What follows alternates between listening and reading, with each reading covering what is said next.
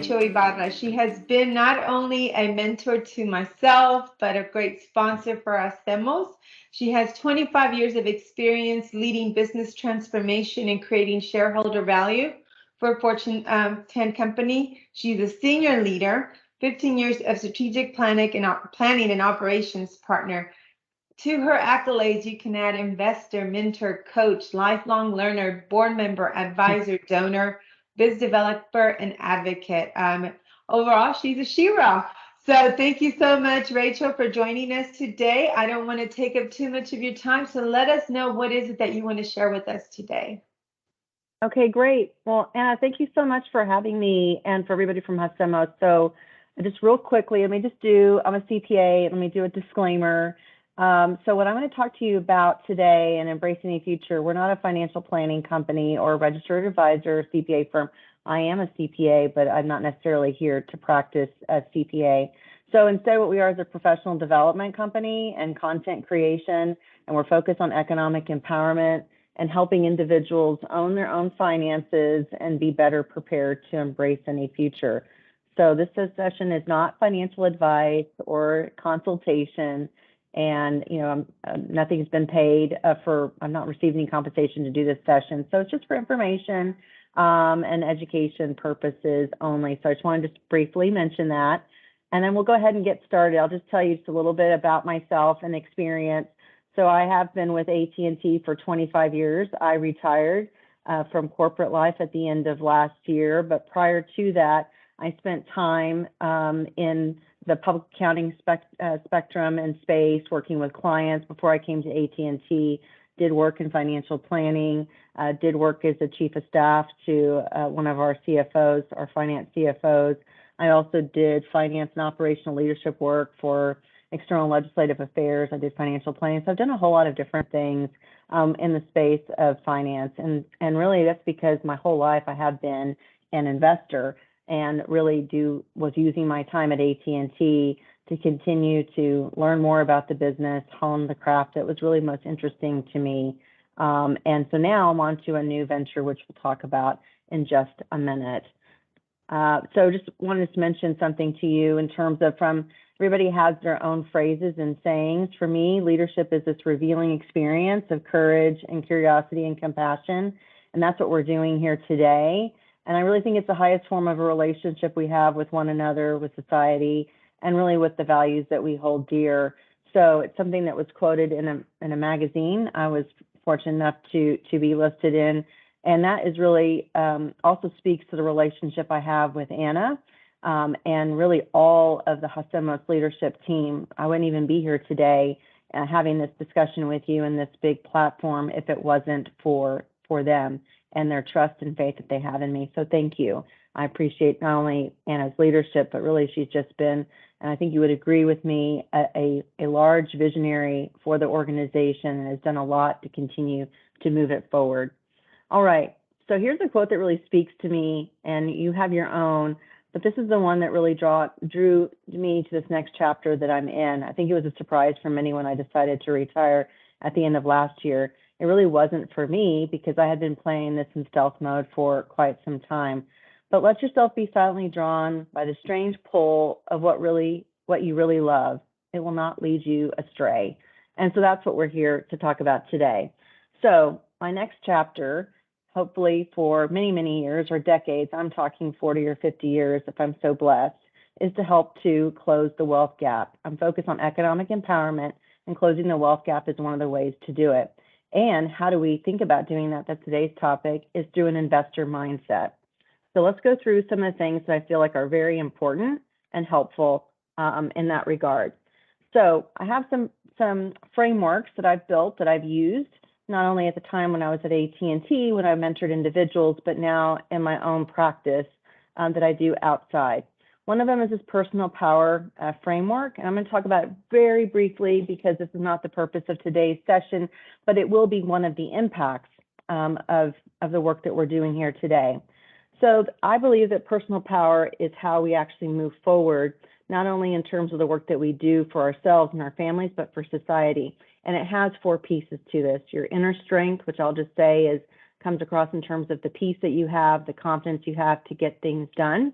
There's a whole framework around this, a lot of questions in detail that goes underneath it, but that's just what it is at a high level, okay?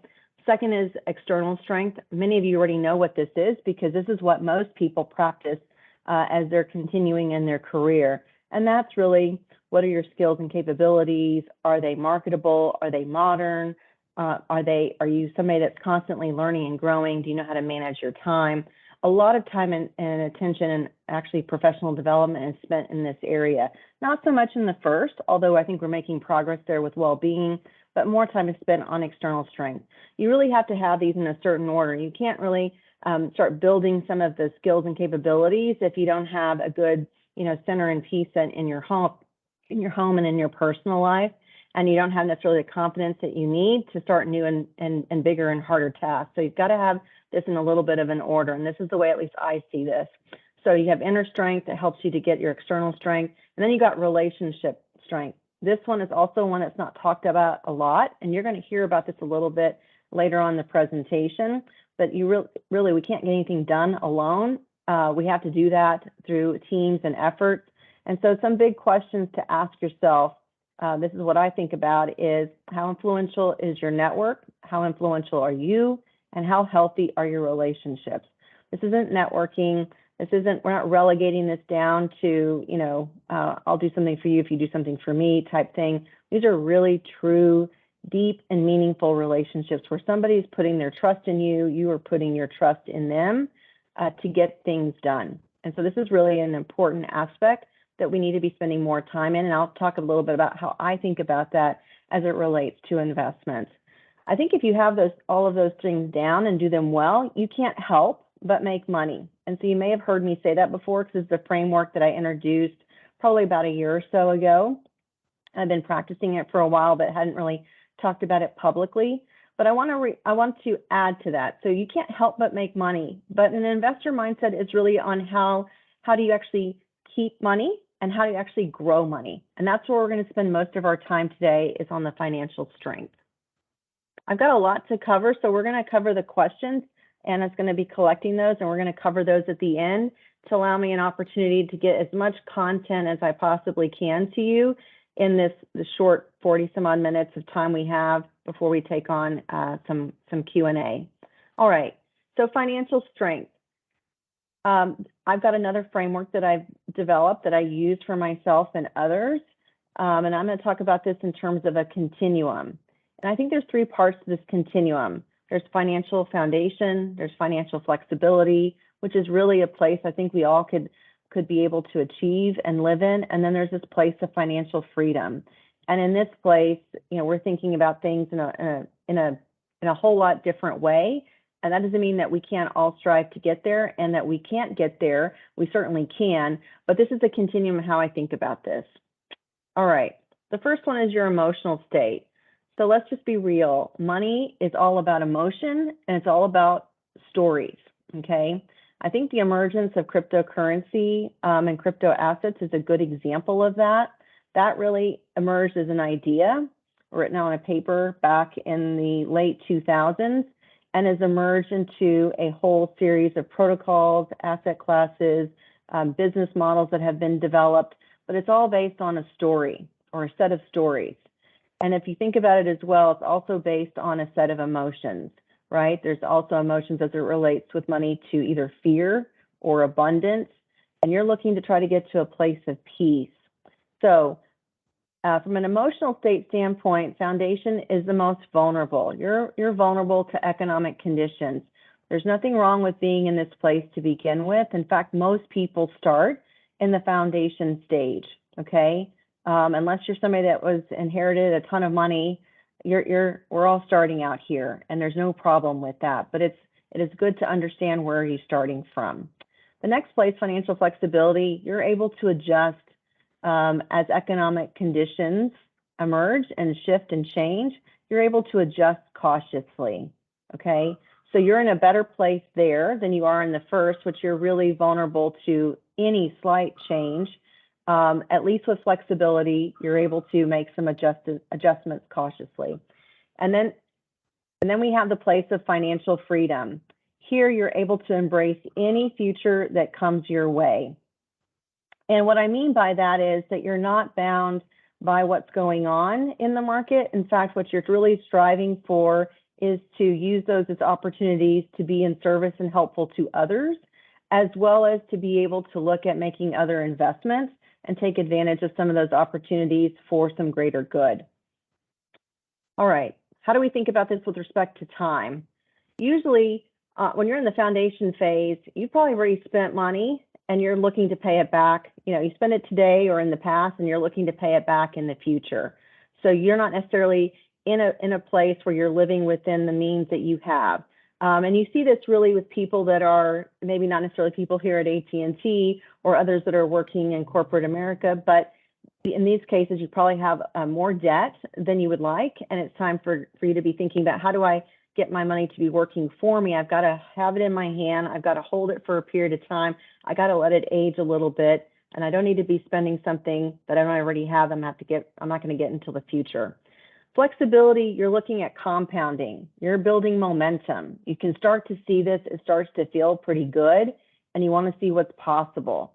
When you're thinking in a freedom standpoint, you're thinking in measurements of 30 to 50 to maybe even 70-year time horizons. You're not so worried when their conditions are as difficult as they may seem in the immediate moment, because you're really looking at this, well, what's my horizon? Am I trying to get access to this asset, to this fund, to this whatever it may be immediately? If the answer is no, and you believe that the asset has value, it's just as valuable, maybe the market's not perceiving it in the given moment, well, you've got a longer time horizon. You may be making choices differently because of that. All right, automate. Here in the foundation phase, you're aspiring to automate to your minimums. Maybe those are minimum payments that you owe. You're being super surgical about your expense management because you don't have a lot of room to work with.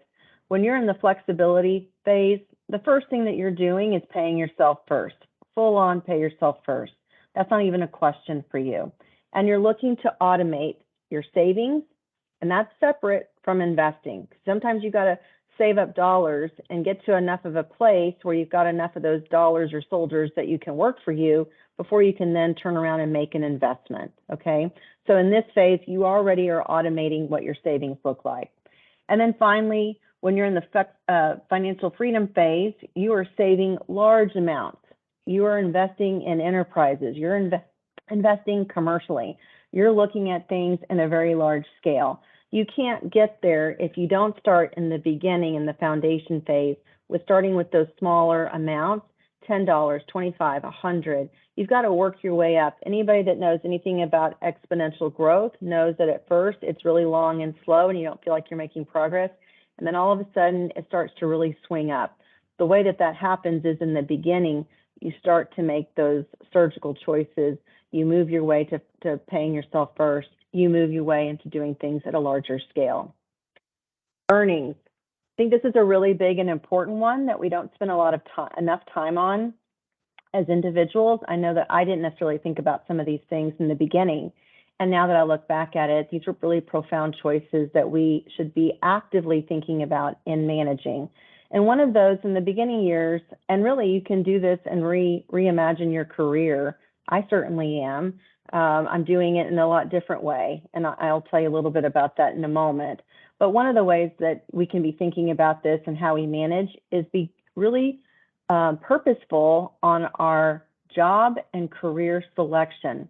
So when we are looking at jobs, we can be looking at how do we expand our title, how do we expand our experience, how do we expand what our compensation looks like. We also need to be thinking about the career choices we're making.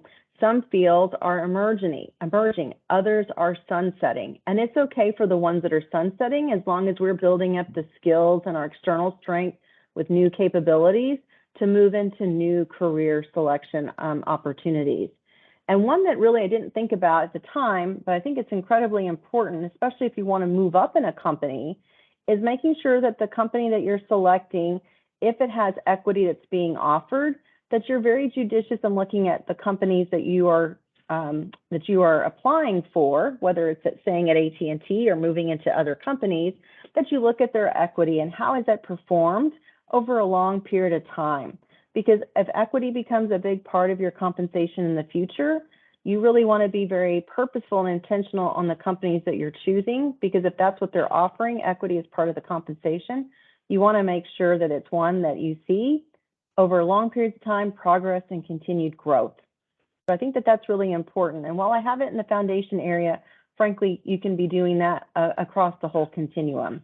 All right, next on the flexibility. Here, you've already achieved a level of success because of your internal strength, because where you stand externally in terms of your skills and capabilities. You can actually be focused on helping the company grow its economic value. And there's a whole series of materials where I talk about this. But this is one area that I think that actually what it does is it attracts more people to you and attracts more company opportunities to you. And as a result, you're able to easily or more easily, I believe, grow your salary and your earnings potential. And then when you're in the financial freedom phase, you're really looking at multiple streams of income, okay? And you're compounding on an exponential basis. So here, it may sound like, well, gosh, I'm not going to be able to achieve that. You absolutely can, but it's really being intentional on this is what you're interested in doing. Not everybody is, but if you are, you can be able to do this on a lot bigger scale. All right. Now there's some other pieces like risk, which don't fit on this page, but we're going to talk about it with respect to expenses, because I think these two things can tie together and help you mitigate some risk. On the financial foundation stage, here you're worried about trying to figure out the goal is to reduce your expenditures and to pay down your debt. If you have debt that's hanging on, that's something you really want to focus at, so you have a lot more flexibility. When markets change, you don't want to have to be worrying about having to make some large set of debt payments, if you will, or if you're on a variable mortgage or some of these variable rates that are offered through credit cards, et cetera. You want to be able to get some of these things paid down, because then you're going to be much more influenced emotionally in terms of decisions that you make, the impact that you have in your life and in your family if you've got a lot of debt. So paying that down has got to be critical and key number one. In the flexibility phase, you're really focused on optimizing your expenditures, growing your income and managing your expenditures so you can create what I call a gap. And that gap, the bigger it is, it's going to allow you to then start making some investments. That's really important. You don't necessarily want to be changing your lifestyle, focus on the things that are important to you from a value standpoint, but you want to be able to find ways, if this thing is not creating value for you, it doesn't bring joy in your life, well, then look at ways of how you can then maybe create some space so you have something that you can invest. So you start creating soldiers, if you will, who can actually be able to do some of the work for you. And then finally, I would say in this flexibility phase, continuously invest in your learning and your growing. You're doing that here. And for, as a free service, there's lots of free services that are available and out there, but also find ways of how you invest and learn and grow by putting in some additional time, making it an intentional effort. And in places that make sense and are strategic, also look at, programs that are affordable for you in your stage of where you're at, but also can help you to grow your ultimate potential. All right, and then finally, in the financial freedom phase, this is the way I've defined it, so it's different than maybe how you've seen it in other places. But here, your spending decisions aren't focused on yourself and your family, because you've already achieved enough to be able to cover that. Now what you're thinking about is legacy, and you're thinking about next generation, and how can you have an impact on society. And these are folks, if we have more and more people that get to this place, they can be so helpful to other individuals who are earlier in the spectrum. So this is a financial strength and the continuum and how I think about it. And I think that of all the slides you're going to see today, and they're not too many, but they are a little bit dense, this is one that you probably will want to get a screenshot of, or when you see it on the video recording, because I think it's very helpful as you think about some of these different aspects, because financial freedom includes how you manage your time and how you think about time. And it also includes not just how you manage your expenditures, but how you really think about earnings. And I think the whole company selection, job career selection is a really critical piece. All right, let's talk about now an investor and their mindset and some key concepts that I've seen over the years in my 28 years that I have been investing. I started out, my first company started to make my first 401k contributions from day one. as I continued to achieve a level of success, I kept my expenditures low. So I kept my lifestyle in check, even though I made progress in my career. I made progress in my career because I really focused on how I could create value for the company that I worked for the position that I was in, and the leaders that I supported. And that allowed me to create some gaps. And those gaps is what I did. You know, some of them were successful, some of them were very successful, some of them were okay. And I've also had some things where it's a very expensive MBA that I learned for some things that didn't work out so well. So this is just based on my own personal experiences.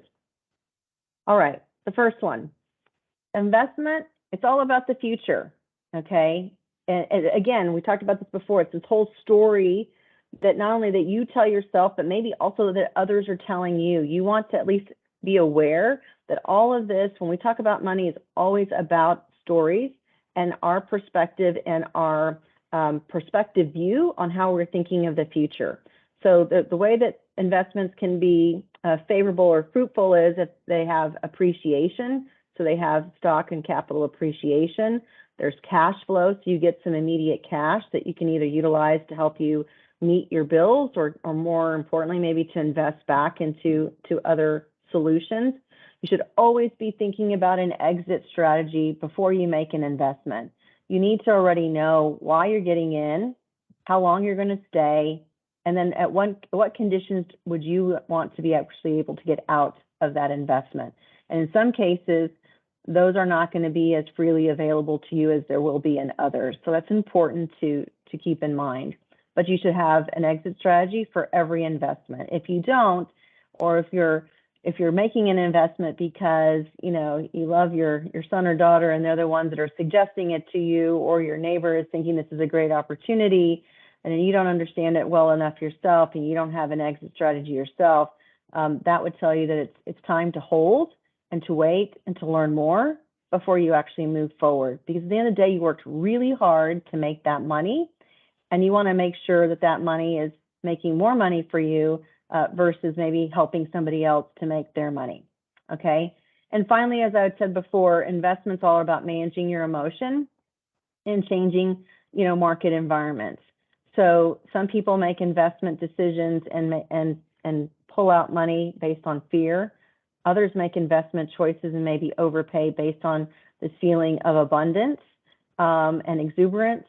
And so what you really want to figure out how you get to, and this is very hard, this is absolutely very hard, is to have this emotionalist state about things, and you're really looking at this based on your thesis, based on your own thoughts about this investment, and based on your own needs, and irrespective of what others are doing. And that's really hard, I can tell you, especially with a lot of media that we have today. It makes it much more difficult, but that's really the goal of where you're trying to get to.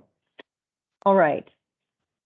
Investments, unless I'm not even going to be talking about any of these other things, investments are assets that have the ability to either produce cash flow, there's something that's appreciable, and something that others are willing to buy in the future. Okay, those are investments. There are other things that people can sell you in terms of ideas. I don't invest in any of those things, and I'll tell you in a little bit what I do, and I'll give you at least a little bit of my framework. I won't give it all away, but I'll give you at least a little bit of piece of it. But one of the key things that's really important when you're looking at investments, at the end of the day, is what's the purchase price that you're willing to pay, okay? Because buying a piece of stock or buying a business, at the height of a market, it's still a business. It still creates cash. It's still something that you can be able to, make some money at. But depending on your purchase price, you may overpay, and then the market turns on you, or there may not be a market, or the industry that it's in, it becomes less valuable, or it ultimately goes away. So those are things that you want to be mindful of. And so what do you need to do? This is really, sounds like no one's going to want to hear this, but you got to do a lot of due diligence. You got to understand the industry that you're in, the business that you're seeking to purchase, if that's what it is, the management company or the management individuals that are going to be running that business for you, whether it's a public company or a private or a startup, or if you're working with somebody who's managing some money for you. And you got to understand what the trends are or the mega trends. What are some big trends that are going to be occurring that are going to be reshaping this business? You know, we have some businesses that go away over time because they're replaced by technology and new business models or new, community and social behaviors that then make new businesses emerge and others become extinct. So those are things you have to think about. So you got to spend some time understanding that before you're willing to make some significant purchases, because this is your money, and really money is made or lost by how much people are willing to pay for it. Because there will be somebody else who has more money that will easily pick something up if you're willing to do it on a bargain basement sale. And that's not where you ever want to get to. So you want to make sure you're being really smart about your purchases, and due diligence is key to that. The other one is having a forecast of what that future performance is. What do you think that the business is going to be doing in the future, whether it's a publicly traded company or if you own something privately or if you're starting your own? Those are things that you're going to want to really understand well, because you're making a decision today. It's called an investment. It's really, though, based on the future. And then this last thing that comes from the value investing community, and I live in both of those worlds, and that's called a margin of safety. So what's that safe purchase price that you're willing to pay, that if all the forecasts and assumptions don't fully come to fruition, you're still going to have a safe investment? And sometimes you end up having to wait a long time before you actually can be able to make a purchase, because things may be slightly or too inflated. But you have to know what your margin of safety is, what will give you comfort at night. Because investing is really not necessarily about spending money and making purchases as much as it is making purchases at the right prices that fit you and where you're at and what's important to you in terms of for the future. All right, and lastly, and this kind of all sums up this whole thing, which is really know your investment philosophy. That means spending some time, take a weekend, maybe a Saturday morning when everybody is out of the house, and you want to sit down and start thinking about this for yourself and write down, what's important to me? What are the assets I feel comfortable with? I'll tell you, I wasn't really comfortable. I was interested in real estate, and I wasn't as comfortable, though, with debt. Interestingly, my timing wasn't so great because I wasn't interested in debt when really interest rates were so low. But the reason I wasn't, because what was important to me was scale. I didn't want to do anything too small. I wanted to do something bigger. And if I couldn't do it bigger, then I felt that gave me more risk. So that's just a little bit of insight of my own philosophy. I've gotten more comfortable now, and I'm in a different place, but I've gotten more comfortable with debt. Now we've got a different set of issues I have to deal with, which is, well, now interest rates are not necessarily playing in my favor.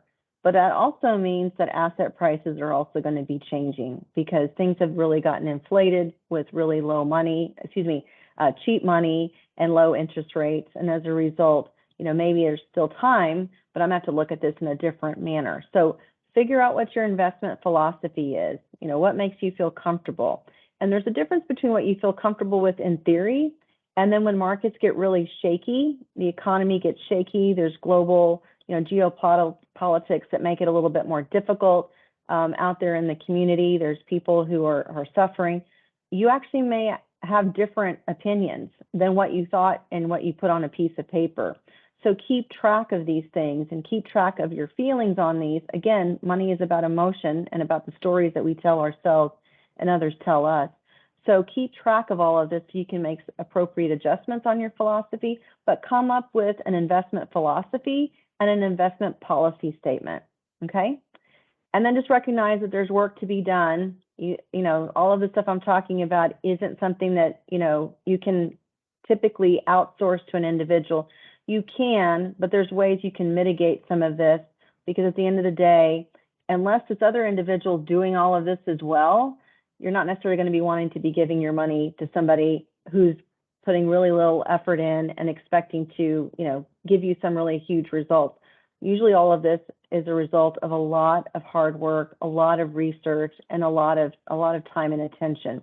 So just recognize the workload that's involved, and then also be mindful as part of your philosophy what your time horizon is. Are you needing this for the next 10 years, the next 15, the next 40 or 50? It's a lot different scenario if you're doing this not for yourself, but for another generation. right? Or doing work that's in support of the community. All right, I'm going to pick it up here. Let's talk about investment types. Okay, we're going to start with the one that's most notable and everybody knows about, and those are public markets. So anything from stocks, bonds, treasuries, and everything in between. Just keep in mind, if you're a publicly traded company and you actually recently became public, the public market, those buyers are the buyers of last resort. You know, typically people who are in the public stock market are people who don't have necessarily access to a lot of these startup opportunities or these venture capital opportunities as they move across the spectrum. So you want to make sure when you're making a purchase that you realize that you are the buyer of last resort, right? And that your purchasing price is appropriate. It is for something that you're willing to be able to pay. That's why most people would consider doing a diversified set of assets and not necessarily one individual asset, because there's just so much variation. Unless you really study pricing quite closely, it's better to be well diversified. But keep in mind, you're the buyer of last resort. I think that's really incredibly important. And also recognize that this particular market is very volatile, okay? With the introduction of more social media, there's a lot of people who are sharing information, and you may build up what you believe to be a relationship with these individuals. But keep in mind, if they're just talking to you via, YouTube or podcast, but you're not able to have a conversation back with them, then you're only hearing one side of this, one piece of the relationship, one piece of the conversation. And really they're influencers. They're able to sway and influence market conditions as well. And that helps to cause some of the volatility that we see today. And then just keep in mind, though, it's easy to exit. There's always going to be a buyer if you're interested in selling. It just may not be at the price that you're interested in selling it to them, but there is always going to be a buyer to buy what you're selling, okay? Now we've got private markets. And by the way, I've invested in all of these things, and there's a couple I'll tell you that I'm actually exploring and looking at. So everything I'm talking to you about today, I either hold or have held, have experience in, with one exception, I think, and there's a couple that I'm interested in and have been actively pursuing. All right, we have private markets. So these are private companies. They're limited partnerships. You need to be accredited. There's a few different ways for you to get accredited. It's usually based on, a pretty solid or strong set of earnings over the last few years, a couple 100,000, 300,000, I believe, if you're married. There's other ways recently since 2020 that you can also, if you're in the financial services industry and have certain certifications, you can actually be able to be accredited even if you don't have some of these other assets or salary minimums and investment minimums. So when you're making private market purchases, you're doing those through usually a strong network of individuals that you already know. There's usually also proven managers and sponsors, and there's usually promotes and some of these other technical things that we won't get into. But one of the things I think it's really important to make sure that you know of everything I'm going to tell you about today, whether it's in the public markets or in the private markets or even in franchising, there's these things called disclosures. The SEC requires that they provide those to you as an investor. So in a public market, you can read their quarterly reports. You can look at their S1 if they're a company that's recently filing, and they give you this really huge disclosure of all the reasons why, in essence, you shouldn't invest, okay? Or at least they're going to give you all of the risk, and they're going to tell it to you under no uncertain terms that this is a risky investment. The same is true. So in public markets, it's called an S1 if it's a newly traded company. And you can look at quarterly statements. They'll give you all of the disclosures in terms of the risk to the business. They'll give those to you in your quarterly, their quarterly statements and updates. In private markets, they do that through what's called a private placement memorandum. Again, it mimics, or it should mimic, what you see in the public markets in an S1. Okay, so when you've got somebody that's interested in providing an investment opportunity, make sure that you read those in great detail and carefully. And if you see them that they don't have it, then they're not somebody that's doing everything by the books, because you're supposed to have those, okay? A private placement memorandum. But it tells you basically all the reasons why you shouldn't invest. Here are all the risks. And if you still choose to invest, you understand what the risks are to the business, And you also maybe can see other opportunities that may exist, but they're going to tell you everything and be pretty cautious and circumspect about it, or at least that's what they're supposed to be doing. All right, so you're looking for proven managers, and you're going to have to hold for long periods of time. Why? Because there's really not markets. There's not open markets here for you to be able to sell a piece of the business if that's something that you're interested in. Or if you are one of the limited partners, there's definitely big discounts that they apply. And you see this when you have valuations done. And one of those valuations is called a 409A. And they apply pretty huge discounts, 45, 50% discounts. Because if you're one shareholder among many and you have the potential to sell, it's not really worth as much, even though the business may be, profitable, because there's just not a big market out there and lots of buyers to buy what you're interested in selling. So private markets, you really need to be thinking about these with long-term holds. And again, you need to understand what your exits are, okay? And what the exit strategy is of the person who's running the company. That's going to be really important to know from the get-go. All right, post-revenue startups.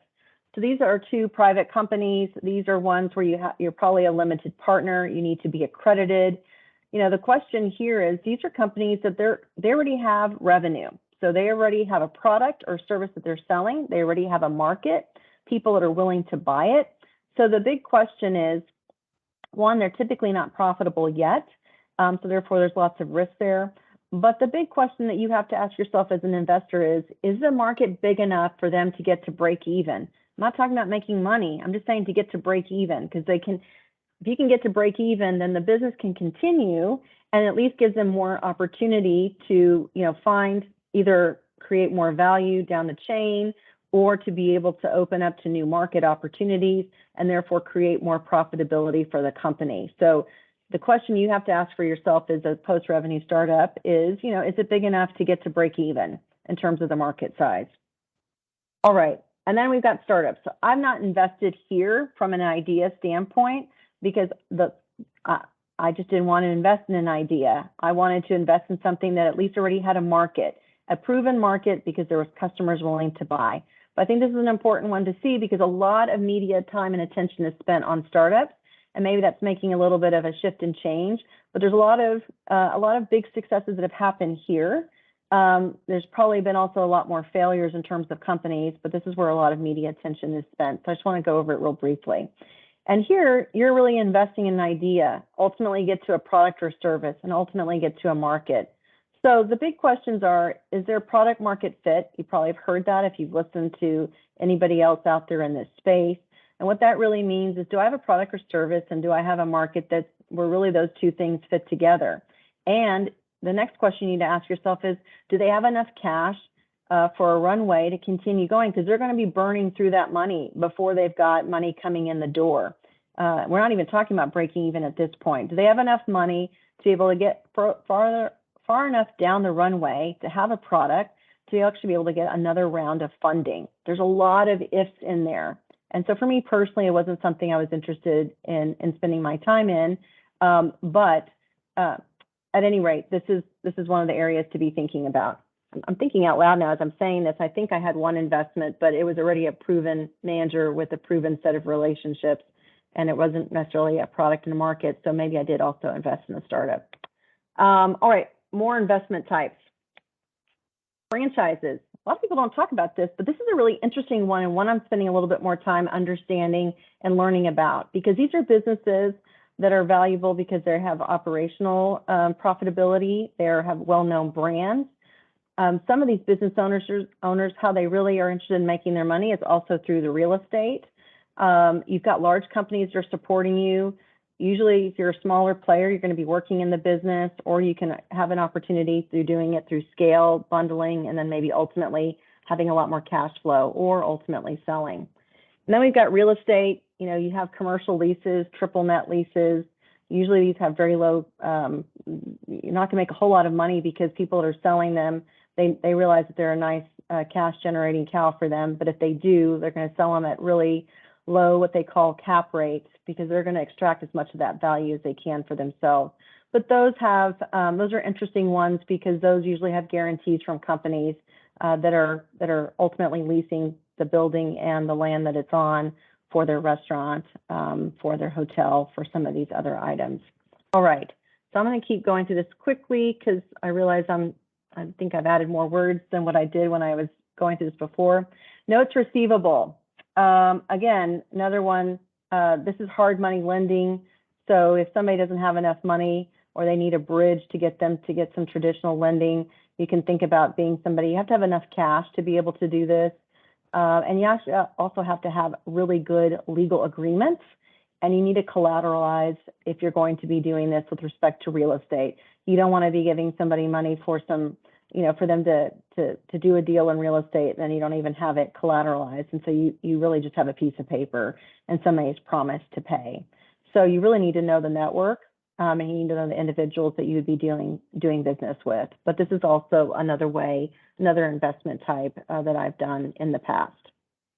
All right, the biggest and best, I've saved it for last, and that is yourself.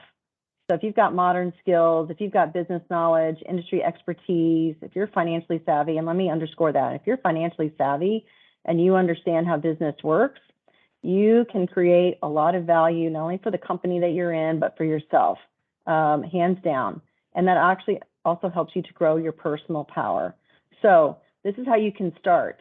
Help to grow your own personal income, help you to improve what your title is. And your title doesn't always have to be this linear piece, right? You can expand and have broad set of responsibilities. That's going to make you more marketable. And while there may be a contraction right now in the number of open jobs, still keep in mind people that have modern skills, people that understand the industry and the business, understand megatrends of what's going on and changing in the world, they will always be in high demand because most people aren't willing to do that kind of work. And so if you are somebody that does, you've just made yourself as a business much more marketable and commanding higher salaries in the future. And ultimately, that gives you more savings power. And with more savings, you have more dollars to ultimately be able to invest. Okay, real briefly, I'm going to talk about investment vehicles. You've got taxable accounts. Okay, this money that in the investment you have in there, if it's creating dividends, you're going to be taxed on that annually. If you turn around and sell an asset and you sell it for more than you purchased it for, then you're going to have capital gains. Those tax rates are going to be different if it's long-term versus short-term. Here's one thing that I've learned over the years and watching others, as well as what I see for myself. It's emotionally harder for you to sell assets that are in taxable accounts if you're concerned about the tax consequences. If you've done really well in any of those investments, at least many people, myself included, not so interested in having to pay taxes on it. And so just keep that in mind. When you're looking at making purchases, be mindful of the accounts that you're looking at doing this in, because there's tax consequences for all of these things. Sometimes it's in the future and sometimes it's in the immediate. All right, tax deferred accounts. All right, you're familiar with all of these, so I won't go into a whole lot of detail here other than to say two things. If you work for AT&T, I know there's an upcoming pension change. Each year it happens when new interest rates, and it may not apply to you depending on your particular pension plan. But if you are somebody that is retirement eligible, you should at least go run your pension calculator in Fidelity. I'm not paid by AT&T or Fidelity to say that, but I'm surprised at how many people still don't know that, how much their pension could be potentially impacted by these significantly higher interest rates. You can call Fidelity, they can help you with that. You can also go look on the IRS website for the pension interest segments and put those in the calculator yourself if you're so interested. All right, so some things to be mindful of. These are time bound. So there's certain, if you hold on to these till the very, till you're later in life, you may be forced through minimum distributions to do this. If you're somebody that was successful and is able to, achieve financial, flexibility or freedom early, if you do it before you're 55, there's penalties there as well. Or you may have to just change your strategy on when you decide to access those funds. So just keep in mind that there's some time bounds that are associated with these accounts on the outer end as well as on the beginning of the spectrum. And then you're going to be paying taxes at the time, whatever rates are there at the time that you withdraw them. If you have too much money sitting in one of these accounts, this may impact you in things like your Medicare, okay? And there's certainly some other some of these much more closely. Roth accounts, I think this was a question that was brought up. Something I would just mention is that, AT&T, not all companies offer this. So you have to call your company if you're somebody that's from a different company that's here today. But AT&T has, within their 401k, they've had one of the best 401k programs I've ever seen. They have the ability to do a backdoor Roth. That's allowed within the current tax code. So if you're somebody that makes too much money, you and your spouse, you may not be able to do a Roth contribution, but you could do what's called a backdoor Roth. You're limited on how much money that you can invest. And then you're also limited if you make over a certain dollar amount. So understand that. But some of the big benefits are that you have no further tax obligation because you're using after-tax dollars to do it. So takeaway, go look to see if you've got that backdoor Roth in your 401k as an option. Because at some point, that's going to be closing as a tax opportunity. I thought that was going to happen a year or two ago. It hasn't happened yet, but I'm anticipating it. HSA accounts, those have triple net benefits. I see that now as I'm working with some individuals that are already on Medicare or are heading towards those. You can see that there's a lot more medical expenditures you have as you get older. Certainly being in good health is one way to help you manage that as an investment in yourself.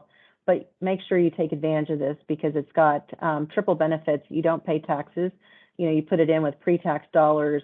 You can use it for medical with no tax consequences. There's no FICA withheld. That's the only one that allows you to do that. You can save your receipts and in the future reimburse yourself if you save those receipts after this thing has grown, so you can actually really be strategic on how you manage that.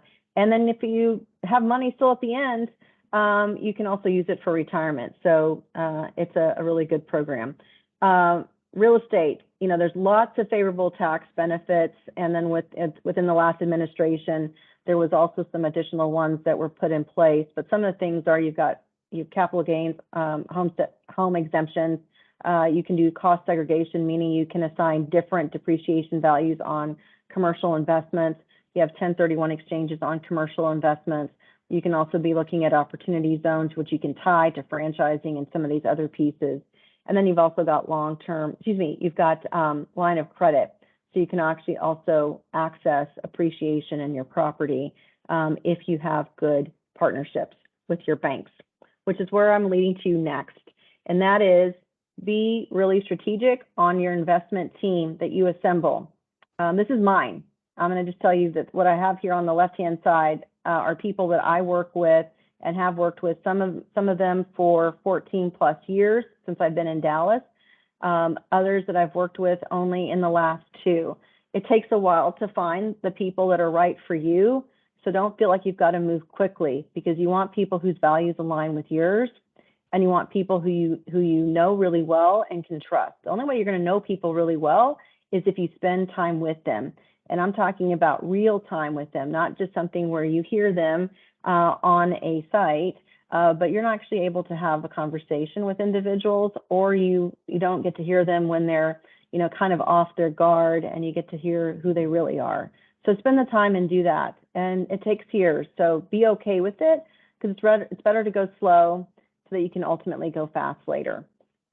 So in summary, here's the 5 things that you should be doing as a result of this. If you're interested in having an investor mindset, know and improve your financial strength. That's from that first slide that we talked about. So know where you are in the spectrum and then figure out ways, and you can make tweaks all along those different aspects to actually improve your progress.